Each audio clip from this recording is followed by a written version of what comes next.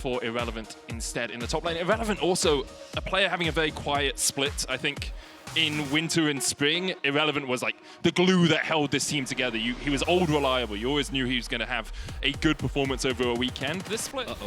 Can you get out in time, Irrelevant? No, you cannot. Here comes the dive. Can he survive? Trimby tanks it, hooks him in. The answer's no. The presence has definitely been felt in so many of their games. In losing situations, they've been able to find great plays. Small advantage gain on the top lane. Even though Niski has been losing out in the trades in mid, he's still doing very well in terms of farm. The only goal differences really exist. Oh, hang on. I think he smited the wrong grub there, meaning that Isma was able to come in and smite one for himself. Trimby's on his way up here, as is Flackhead. Spyro, the first one to be caught out, as Luan looks for the engage. Trimby going in towards the top side as well. Irrelevant's almost got the Mega Gnar built up. Isma only level 4, dashing away, but now SK begin to collapse. The hook goes in, and the Gnar comes down, and Jankos falls alongside it. Isma just trying to get another one of these grubs. We'll get one towards the back of it. Spyro forced away. Rahel joins the fray, and Flackhead will fall. It's disaster. Often prioritize controlling the grubs, and it wouldn't surprise me if Heretics cross map. But Niski is around. And you actually saw Isma walked away from the grubs and left them for Irrelevant as Luan dashes in and Jankos falls first. Answered with a kill onto Niski. Lightning crash, flash forward, Glacial Prison hits, and Trimby goes down as well. SK find 2. A 1 for 2 in favor of SK as they kill both Jankos and Trimby, but they get the dragon, and they can start stacking. They should be able to secure this. Irrelevant doesn't have any Mega Gnar bar either. Isma looking for the smite fight. It's secured by Flackhead. The engage going down as Rahel's locked up with a depth charge, and this might be a great fight for Heretics. But Niski finds them all. He slides in, he pulls a faker, and SK find 5. Niski, the Leandri's tick will be... Dives into the back line. Oh, we don't have time. Irrelevant getting collapsed on. In SK's favor. Dragon spawning in about 30 seconds. Isma, does he have an angle here? I think he does. I think they might have an angle, Betty. Someone's been doing their mathematics, and that looked like an easy 90 degrees to me. Fnatic last week. But SK, a single change into the bot lane, and look at them. An incredible change, and I think the crucial thing he did. It was very rude of him.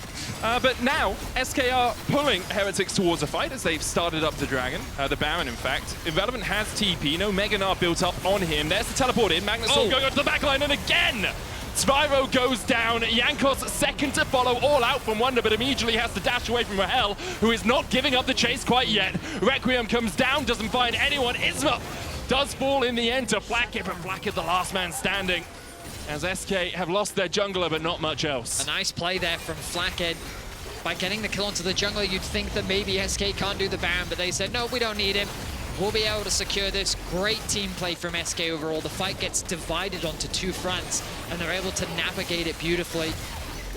Spyro makes an ambitious play to start off the fight. He dives in, and he fully commits to at least get a kill back, but it's just been fights going in favor of SK pretty much since the start of this game. Yeah, and a 9,000 gold lead for them now as well. They have the Baron for the next 2 minutes. They'll get their 3rd Dragon of the game. Niski only just short of putting a hat on his head with the Rabadon's death cap.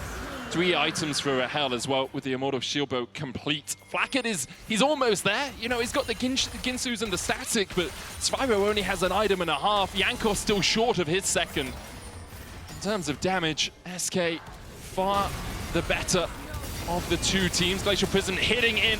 Ultra Laser coming down, and a minute and a half left on the Baron means that they should be able to, at the very least, get 1 of these towers. I imagine they'll be able to get 2. The wave clear from Team Heretics really isn't here right now. Look, they're standing in front of the tower to make sure that they don't have access to the wave, and SK just making their way into the base. Flacker trying to get anything he can in a side lane, looking for one of those objective bounties, can't secure it. Trimby dredge lines away. Ultra Shock Laser tags the back of him. Inhibitor in the mid lane will go down, and often when you have double AD carries, you think about the range that you have as a team, but against an Azir, it's just not that powerful. Azir's soldiers can just harass you, as you see Jankos trying to step forward to take away the cannon. Can't get there yet. Hook lands, but only onto Isma. Trimby looking for a little bit more. Aftershock now burnt on him. The engage from Luan as Trimby's locked up. They dive in. Is it enough? I'm not sure it is. SK basically still full HP. The Requiem comes down as 1 will fall. Will it be more? It's 2. SK lose 2 in the fight, but they take down 4. Isma has Warmog, so does Luan, and Niski still has a very healthy HP bar. The damage has been done. 25 minutes in, they're looking to end this game.